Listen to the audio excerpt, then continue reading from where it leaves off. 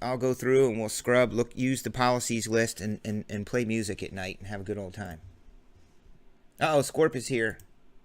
Is it mini Scorp? Is it I want to buy mini spots in NT College serial numbers? All right, this is number 238 in a world of human wreckage.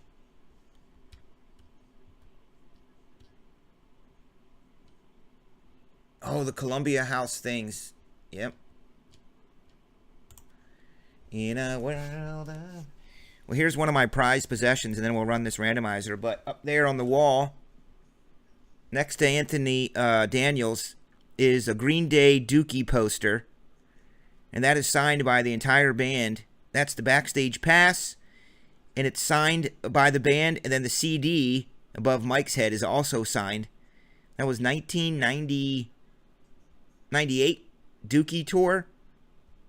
So I've had that 98, 2008, 20 years ago or so. 92 maybe. I don't know. It's on the ticket.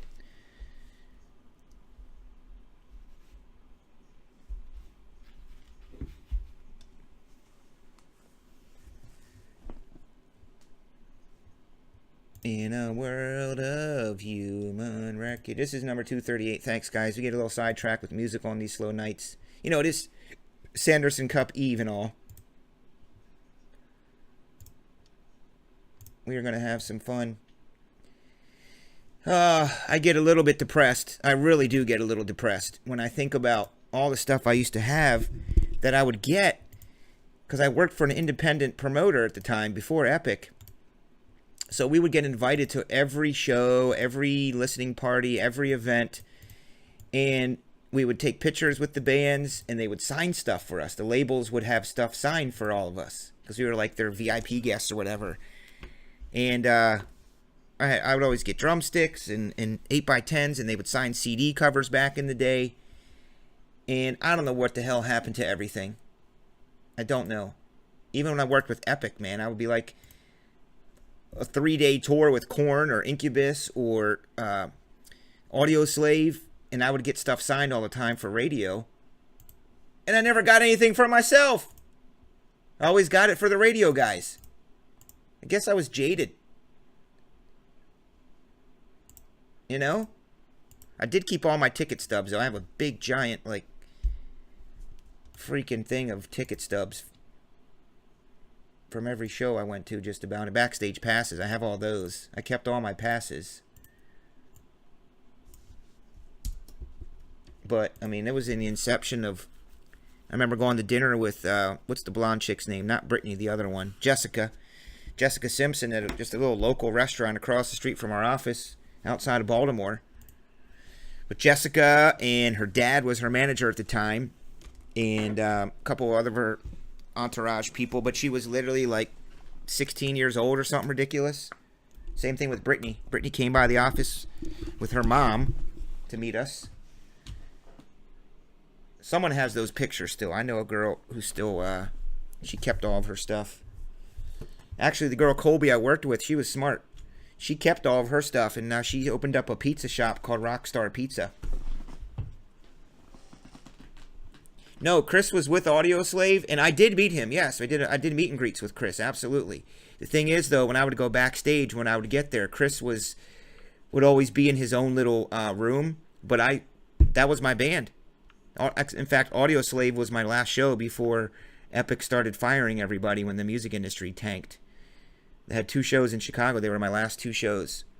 So I would have to go down there. I go backstage. I find their manager, and, introduce myself. I was their local rep, and I would tell them, hey, we got a meet and greet at 6 o'clock, so I'd have to round up the band and take the band out and meet the winners and the radio people. That was my job. Number 3, I had them sign a guitar pick thing that they put over top of the guitar. I ended up giving it away. Number 3. But I would take stuff back there to get signed, but I was kissing the radio station's program directors' asses. Yep. I had a thing for the longest time, and I ended up giving it to somebody who was a big fan.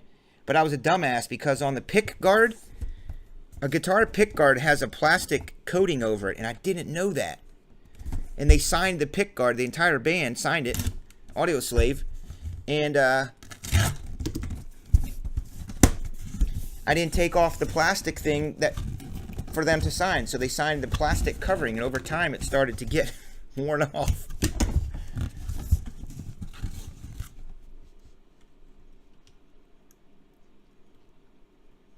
Oh yeah. Yeah. No, I met Chris because he was part of the band, but he was like super, super rock star guy. Backstage, had his own area, and the rest of the guys would be hanging out. Tom Morello was from Chicago. He was the nicest guy of everyone. Of course, I had to meet Brad because he's the drummer. Let's see who gets this. We got a black and silver. I mean, are these all Hall of Famers and dope players? I love it. That's a Jim Otto AFC Wester. And that is for you, LJ, AFC West. Jim Otto, 1980. Sweet. You guys got me reminiscing now, man. You got me reminiscing. I'll never forget, because Rage Against the Machine is my favorite band of all time. And when I was with Epic, they signed and put, Audioslave. And back then, we didn't have video conference and all that, so they would call all the reps on conference call. And I remember Joel called. He was my boss at the time.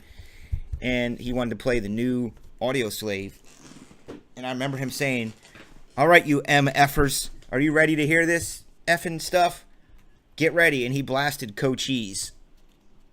And I remember hearing Cochise for the first time over the phone, because they didn't have like the easy capability of sending everybody an MP3 file. Like, here's the new song. Plus, they wouldn't do that because they had to keep it under wraps. They didn't want it to get out to radio. So they wouldn't, you had to listen to it over the phone. That shows you how